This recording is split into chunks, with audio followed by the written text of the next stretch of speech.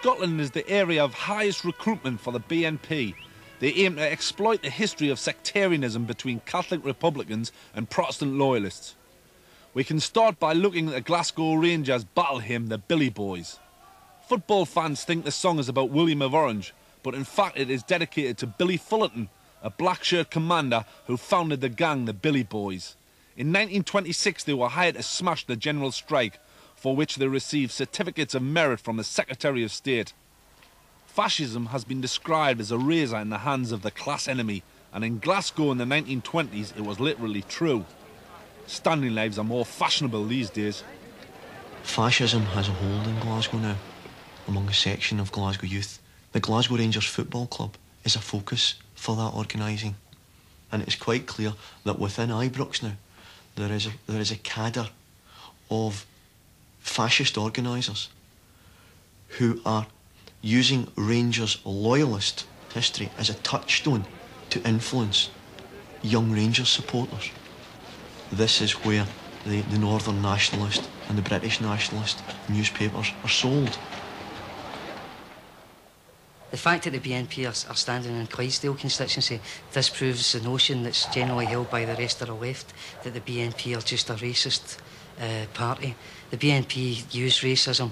Racism isn't a principle for the BNP. It's just a tactic that they throw out and use where applicable. In Clydesdale, there isn't much sign of any ethnic minorities. Right? There's very few Asians, very few blacks, very few Chinese people.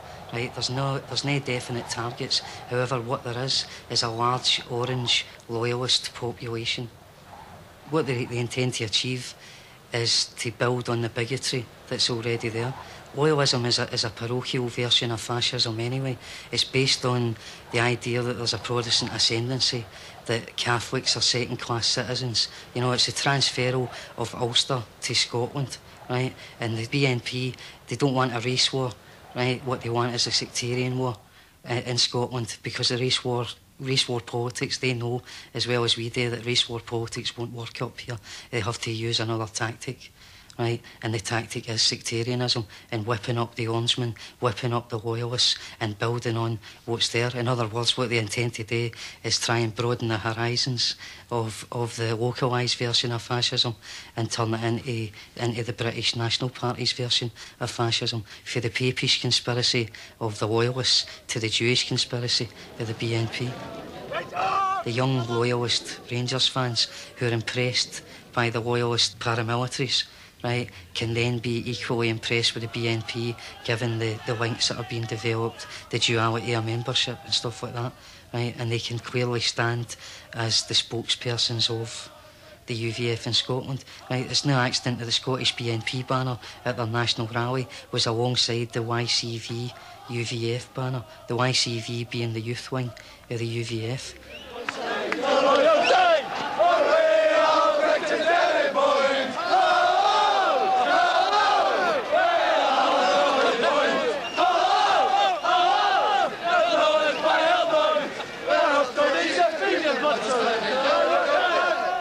I was a member of the Orange Order in Scotland for 15 years. I was a substitute master in an Orange Lodge, district of Glasgow.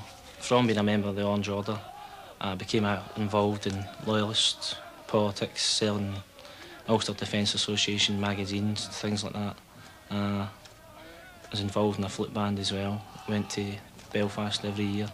And through being involved in that aspect,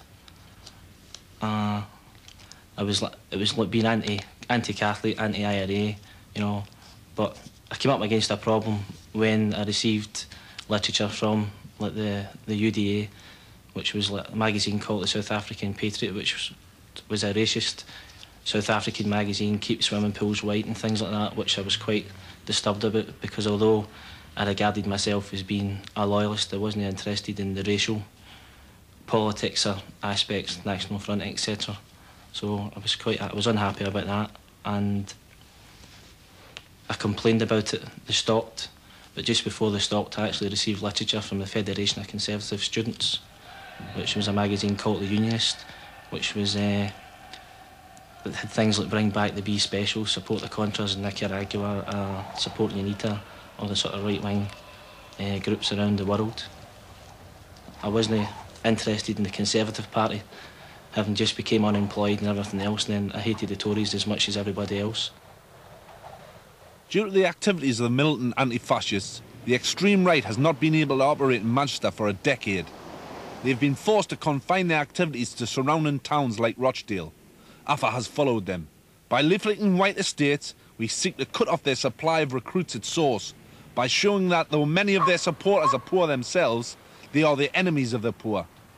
It was when the students actually started to go up, and one of the candidates for the BNP was standing for election.